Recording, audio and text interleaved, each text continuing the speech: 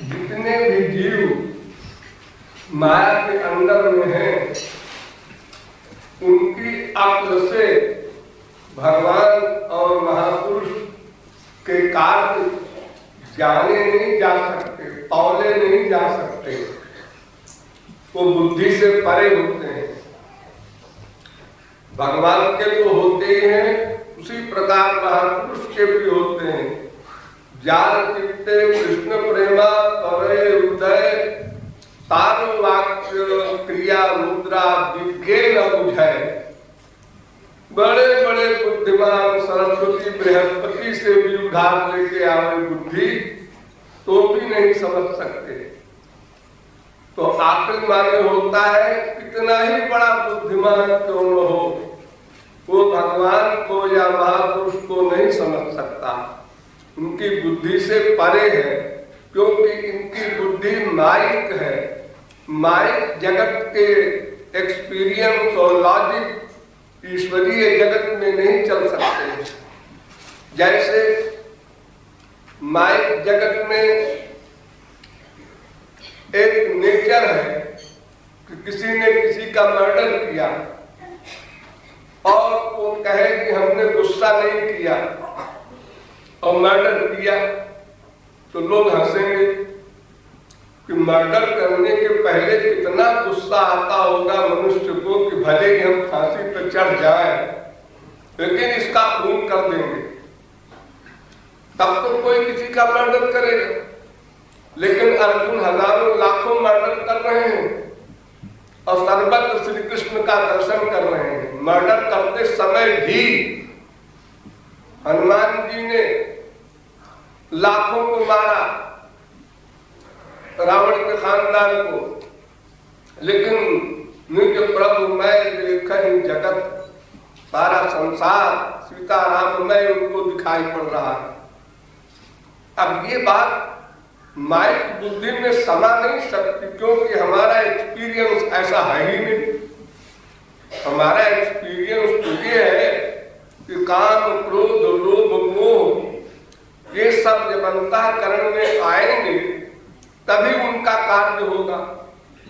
और भगवान और महापुरुष योग माया से कार्य करते हैं।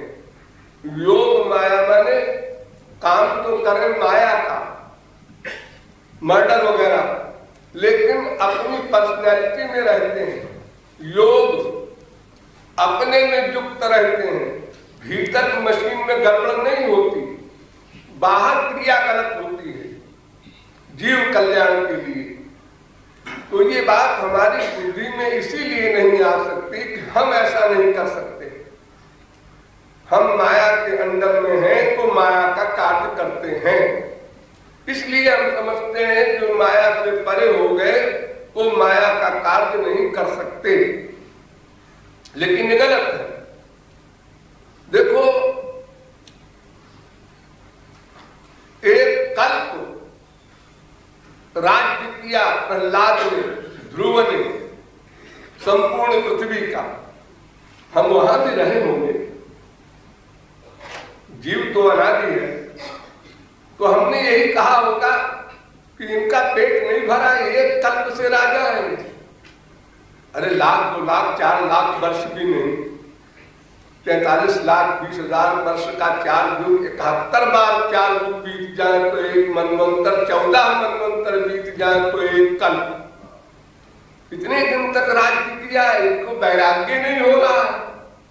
अरे वो प्रहलाद ने भगवत प्राप्ति तो बचपन में कर ली, ध्रुव ने बचपन में कर ली, उसके बाद राज्य किया। यानी क्रिया हो रही है माइक और स्वयं है माया से परे। ये बात हमारे एक्सपीरियंस में, अनुभव में नहीं आ सकती, इसलिए हमारी बुद्धि से वो परे है। उसको बस चुपचाप मान लेना चाहिए कि हम माया के अंदर में हैं, वो माया से परे हैं, उनके पास जो माया की शक्ति है। जैसे एक मदारी होता है, वो 50 जहरीले सांपों के बीच में बैठ जाता है, कोई सांप काट भी ले तो विष को उतार देता है, वो मरता नहीं।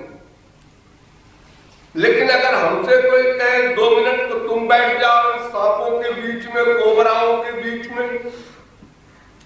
तो हमको तो देख करके ही कांपने लग जाएंगे हम लोग, क्योंकि हमारी वो योग्यता नहीं है जो योग्यता मदारी में है। संसारी मामले में भी हम वहां तक नहीं पहुंच सके, फिर ईश्वरीय मामले में बुद्धि कैसे काम करेगी। इसलिए आकलमान ने बड़े से बड़े बुद्धिमान को भी ये दावा करना गलत है कि हमने अपनी बुद्धि से नाप लिया भगवान को या संत को। वो कृपा करके तुमको जना दे, तुम्हारी बुद्धि में श्रद्धा पैदा करने भगवान या महापुरुष, ये हो सकता है। तुम अपनी बुद्धि के अहंकार से नहीं उनको पा सकते। वो ऐसा नाटक कर देंगे तुम भाग जाओ। बड़े चालू होते हैं भगवान और महापुरुष,